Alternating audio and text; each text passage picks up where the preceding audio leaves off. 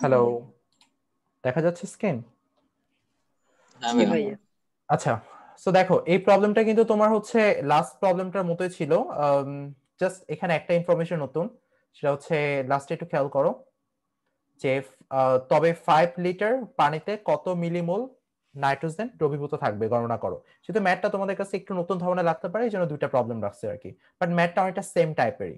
So দেখো কোশ্চেনটা, 25 degree Celsius তাপমাত্রায় আমাদের অন অ্যাটমসফিয়ার চাপে নাইট্রোজেন গ্যাসকে পানির মধ্যে চালনা করা হলো, যেখানে নাইট্রোজেন গ্যাসের আরোপিত আংশিক চাপ দেওয়া আছে 0.98 অ্যাটমসফিয়ার এবং হেনরির ধ্রুবকের মান দেওয়া আছে।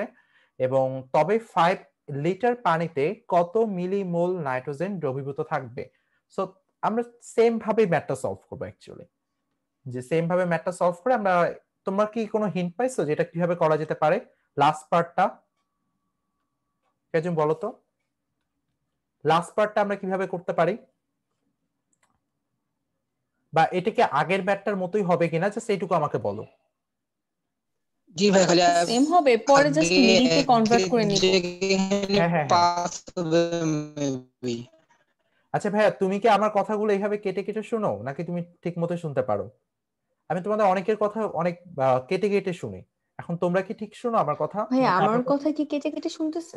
না না, তোমার কথা ঠিক আছে পুরো, বাট সম্ভবত হচ্ছে নওশাদ ভাইয়ের কথা কেটে কেটে শুনি একটু, তারপর হচ্ছে আর বাকিদের কথা ঠিক মতোই শুনি, বাট নওশাদ ভাইয়ের কথা অনেক কেটে কেটে শুনি। আচ্ছা ঠিক আছে, আমরা দেখি তাহলে। সো সেম ভাবেই আমরা ম্যাথটা সলভ করব। হ্যাঁ, সো এটা সলভ করার চেষ্টা করি আমরা। সো আমাদের কি দেয়া আছে ভ্যালুটা বলতো, নাইট্রোজেন গ্যাসের আংশিক চাপ। সো নাইট্রোজেন গ্যাসের আংশিক চাপ দেয়া আছে 0.98 অ্যাটমসফিয়ার, এটা হচ্ছে আমাদের নাইট্রোজেন গ্যাসের আংশিক চাপ। আর হেনরি ধ্রুবকের মান দেয়া আছে তোমার কেইচ হচ্ছে আমাদের 7.749 into 10 to the power 6 kilo Pascal. তার মানে বুঝতে পারতেছো অ্যাটমসফিয়ারকেও তোমার চেঞ্জ করতে হবে। ওয়ান অ্যাটমসফিয়ার হচ্ছে 101,325 প্যাসকেল। সো প্যাসকেলকে 1000 দিয়ে ভাগ করলেই তো আমাদের কিলো প্যাসকেল আসবে। সো 1000 দিয়ে ভাগ করলে আমরা লিখতে পারি এখানে একটা দশমিক চলে আসবে আর কি, 101.325 কিলো প্যাসকেল হয়ে গেল তাহলে এটা। সো এটা কিলো প্যাসকেলে কনভার্ট হয়ে গেল। সো আমাদের দরকার এক্স এর ভ্যালু আগের মতো। সো এক্স এর ভ্যালুটা আমরা বের করে ফেলি কুইকলি। সো এক্স এর ভ্যালুটা আমাদের হবে, আচ্ছা এক্স এর ভ্যালুটা আমাদের অ্যাকচুয়ালি হবে এটা ডিভাইডেড বাই হচ্ছে আমাদের কেইচ, ঠিক আছে, partial pressure of nitrogen divided by হচ্ছে আমাদের কেইচ। সো এক্স এর ভ্যালুটা বের করে ফেলি, পার্শিয়াল প্রেসার অফ নাইট্রোজেন। আচ্ছা তোমরা আমাকে একটু হেল্প করো, ভ্যালুগুলো একটু বলো তো, এটা ডিভাইড করলে আমাদের কত আসবে? 10⁶ দিয়ে যদি ভাগ দেই এক্স এর ভ্যালুটা,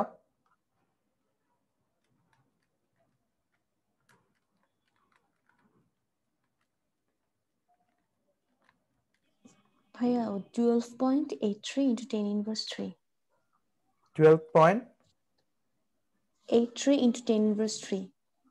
এটা আসতেছে না? আচ্ছা হ্যাঁ ভাইয়া মেবি একটু ভুল হয়েছে, আপনি কি 101.325 দিয়েছেন? হ্যাঁ হ্যাঁ হ্যাঁ, 101 দশমিক। তাহলে ভাইয়া হবে 1.28 ইন্টু 10⁻5। 1.28 ইন্টু 10⁻⁻5, এটা হচ্ছে তোমার এক্স এর ভ্যালু।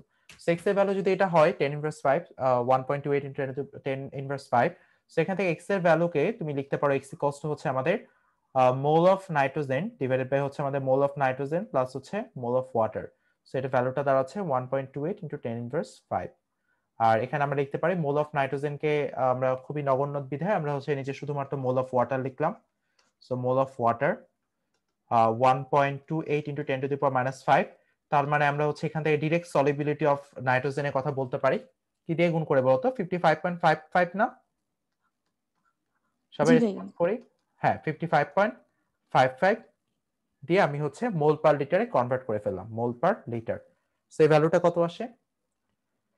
55.55 দিয়ে গুণ করলে আস্তে আস্তে তোমার 7.1 into 10 to the power minus 4. 7.11 into 10⁻⁻4, এটা আস্তে আস্তে তোমার নাইট্রোজেনের দ্রাব্যতা, মোল পার লিটার, মোলার দ্রাব্যতা আসতেছে। সো মোলার দ্রাব্যতা তুমি পেয়ে গেছো। সো তুমি জানো যে 1 লিটার যদি তোমার সলিউশন থাকে তাহলে অ্যাকচুয়ালি সেখানে 7.11 ইন্টু 10⁻⁻4 মোল নাইট্রোজেন দ্রবীভূত আছে। তার মানে তোমার দিছে এখানে 5 মোল, সরি 5 লিটার পানি। তার মানে তুমি 5 দিয়ে গুণ করো, দেখো তোমার চলে আসবে অ্যান্সারটা। So mole of nitrogen in 5 litre water so এটা হবে তোমার 7.11 into 10 to the power -4 into হবে তোমার 5। সো লিটার লিটার কাটা চলে গেল, আলটিমেটলি তোমার অ্যান্সার আসবে তোমার মোলে। সো মোলকে যেহেতু মিলিমোলে কনভার্ট করতে বলছো, তোমরা দেখো এখান থেকে লিখতে পারো, অ্যান্সারটা আসে 3.55 into 10 to the power -3 mole. So এই 10 টু দি পাওয়ার -3 কে যদি তুমি বাদ দিয়ে দাও, তাহলে তুমি লিখতে পারো 3.55 মিলি মোল। সবাই বুঝছি আমরা?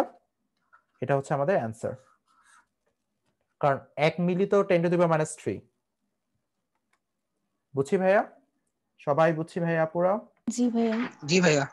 ওকে, তো আজকে আমরা এইটুকু রাখতেছি। আজকে আর তাহলে তোমাদের সাথে টেস্ট পেপার নিয়ে কথা বলতেছি না, ইনশাআল্লাহ নেক্সট ক্লাসে তোমাদের সাথে টেস্ট পেপার নিয়ে কথা বলবো। ভাইয়া হ্যাঁ বলো ভাইয়া। এই